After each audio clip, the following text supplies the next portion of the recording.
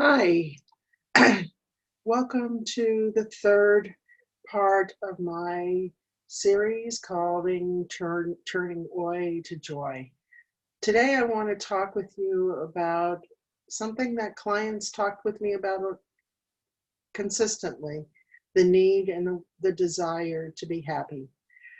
But happiness is something that can't be sustained 24/7. Happiness is something that is not possible. So we have, because life intervenes, we have anything from traffic to the extreme of a loved one dying.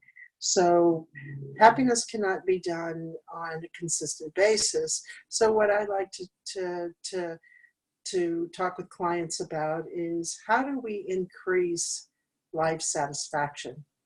Now, social scientists and psychologists have said that happiness is a very general thing. Think of it as a jigsaw puzzle. And so each individual piece of what we're going to talk about today contributes to happiness. So the first is joy.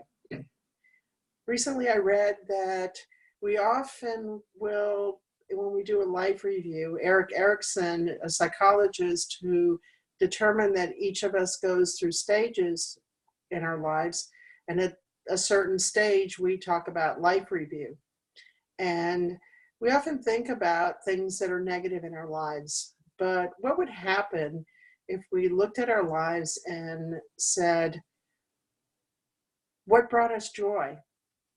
So Rabbi Zalman Schechter Shalomi of blessed memory said that he divided the life into sevens. So 0 to 7, 8 to 15, and so on. And what would happen if you looked at each part of that of your life and determined what was joyous in your life? I did this experiment with my clients this week and with myself, and the energy changed. It went from sadness to joy in only a few short minutes. So what brought you joy? Could it be that you remember years ago playing outside in the snow, building snowmen with your brothers or sisters, and coming inside and having mom make you a hot cup of chocolate with marshmallows or whipped cream? Do you remember the smell of leaves changing, the color of the leaves changing in autumn, and the feel of an ice cold lake, jumping into an ice cold lake in the middle of a hot summer day? So what brings you joy? Could it be music? Could it be art? Could it be being with family, being with a loved one? So could it be with a pet? So all these bring joy. The next is accomplishments. So we often, especially in the West, we focus on our failures. So, but what happens if you focused on your accomplishments? What did you accomplish in the last 7 days? I can imagine that if you sat down and wrote down each of the accomplishments, that it would be many accomplishments. So it could be anything from just getting out of bed when you didn't feel like it, to getting to work on time, to going and winning a Nobel Peace Prize. But all of these are significant accomplishments. The next is gratitude. And I'll talk a little bit more in my video during Thanksgiving. When we're grateful for what we have, it allows for us to receive more and to appreciate what we've gotten. Remember a story, I believe it was Joel Osteen who told the story of a man who came into his office and couldn't think of anything to be grateful for. And he said, well, do you have a roof over your head? And the answer is yes. Do you have a comfortable bed? Yes. Do you have food in your refrigerator? Yes. Eventually, he got the picture and he was able to come up with a lot more things to be grateful for. It opens up a whole world. It opens up your world when you think that there are not necessarily things that are negative in your life, and that you can be grateful for what you have. There's a Jewish custom that we say 100 blessings every day. Well, those blessings are done. Somebody calculated this to be 10 minutes, a blessing every 10 minutes. So we say a blessing when we wake up. We say a blessing even when we go to the bathroom, when we wash our hands, when we eat food, before and after, and when we see beautiful things, and even when we see ugly things. It's about gratitude. What about hope? I used to work with people with AIDS, and so I'm used to working with people with chronic illness. And I would think that any hope is certainly more accepting than none. So there's a story of two men who were walking from the death camp of Auschwitz, and one said, "I just can't make it." And the other said, "Just keep looking up and seeing that steeple that's far in the distance, and you can make it just to that steeple." And when he made it to that steeple, then he said, "Just keep going." And eventually he did, and he survived. Viktor Frankl, the psychiatrist in Auschwitz, said that we need meaning and purpose in our lives. And he noticed that when people lost hope, that's when they died. Those people who always had a meaning and purpose in their lives and knew that there was hope that they would be released from the concentration camps, those are the people that survived. Laughter. What makes you laugh? It could be your child, it could be your animal, it could be a friend, it could be your loved one.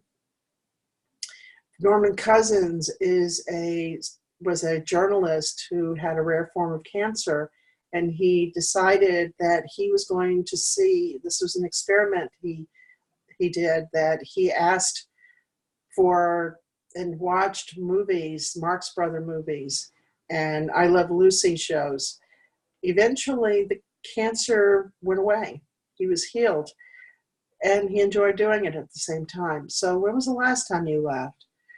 It could be just a mild hee hee hee, or it could be a real guffaw, but it allows for the chemicals in your body to change so that you feel better. There's an experiment that was done where people asked people to put a pencil between their mouths, and which caused a half a smile. And when that happened, even forcing that situation, people felt better. Awe. What gives you awe? What's awesome in your life? I have a practice that I run a group at twice a month, and I ask people to tell me what was awesome in their lives. They have to focus on coming in. They know that this is something that I'm going to ask them. And so they have to look at what is awesome in their lives. That could be just a purple flower along the side of the road. It could be a rainbow. It could be the sunset. It could be the sunrise. One client taught me that even light changes during the courses of the season, even in Florida. So what is awesome? Grand Canyon is awesome. The National Red Forest is awesome. The cathedrals of Europe, the mountains of Colorado. These are beautiful things that we can be awed by. But just sometimes we can be awed by the strength of someone going through a really difficult time. But we have to be open to it. We have to have our minds and hearts open to awe. Love, another topic that I'll be talking about a little bit more in detail. Love is an emotion that we all feel, or that we are capable of feeling. And love can be anything from brotherly and sisterly love to romantic love. or even love that God has for us and we have for God. So it's, what do we experience? What's that warm feeling that allows for us to love someone? Sufis say that there's only one religion, and that is love. The next is serenity. What gives us peace? What gives us calm? It's said that we need to meditate on a frequent basis. And in that way, when we focus our minds on creating peace, then we find ourselves calmer.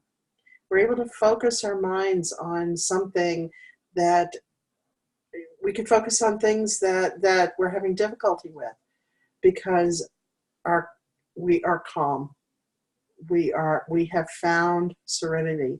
And sometimes it's just a matter of closing your eyes and thinking of some place or somebody that gave you calm and peace. It could be your mom or your grandparent that is able to hug you and hold you, and that gives you calm. It could be a mountain, it could be a lake, it could be a tree.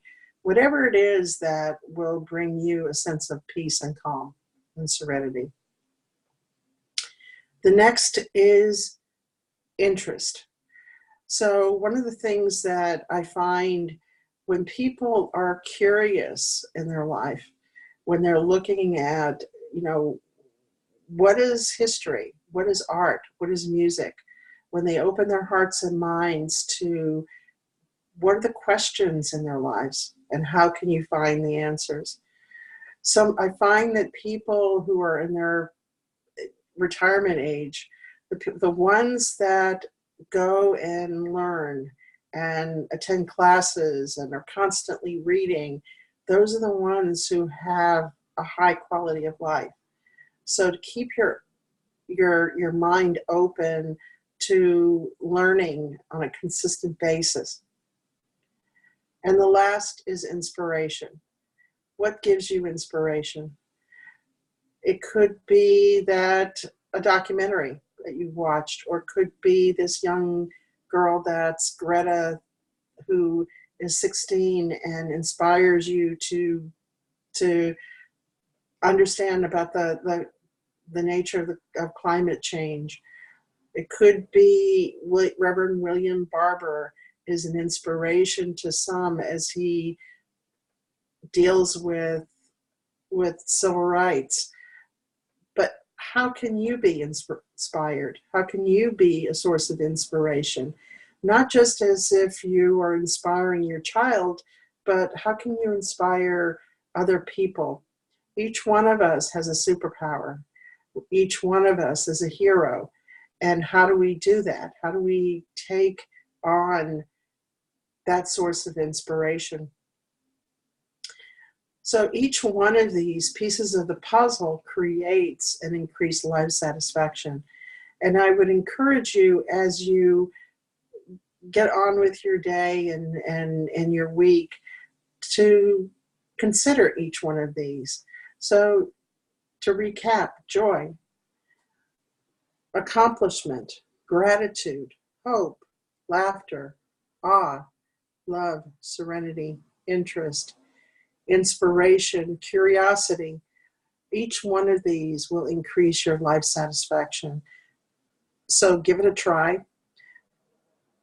If there's any questions or any concerns, please contact me at HayaLearner@lcsw.com.